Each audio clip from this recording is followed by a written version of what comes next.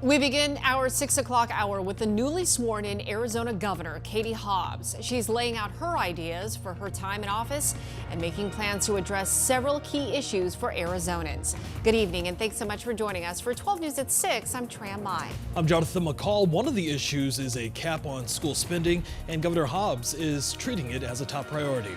Team 12 political insider Bram Resnick sitting one-on-one with the governor for Sunday Square Off. And Bram, what are some of those big topics that she talked about? Hey, Governor Katie Hobbs told me she's not waiting around for cash to run out at Arizona's K-12 schools. Hobbs is making plans for a special session of the legislature to give schools access to money the legislature already gave them. That's one of 3 takeaways from our Sunday Square Off interview. Let's start with that special session to lift the cap on school spending. That archaic cap will cut off more than $1 billion in cash to Arizona's K-12 school districts in March. Democratic Governor Katie Hobbs says there's no time to wait, so she's making plans to call a special session of the legislature focused on lifting the cap. So you would expect to call a special session to lift the spending cap? In order to get it implemented as quickly as possible, yes. Hobbs says she's focused on asking voters to expand reproductive rights in a statewide vote in 2024. She sees little chance of easing abortion restrictions in the Republican-controlled legislature. That includes rewriting the state's 15-week abortion ban to allow exceptions in cases of incest or to save a mother's life. It does appear that you and others are preparing for a ballot measure in 24 in this session and next session.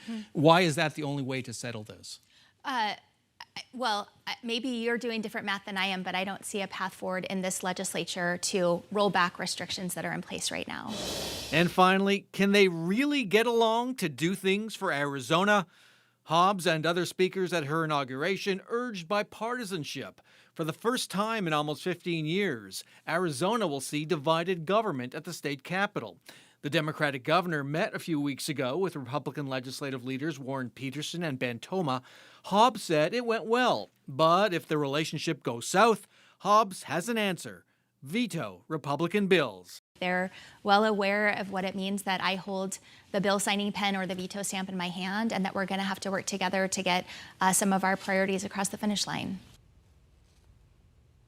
And you can watch my full interview with Governor Katie Hobbs and get a preview of what to expect during her first legislative session, all on Sunday Square Off at 8 a.m. on Sunday. Let's send it back to you.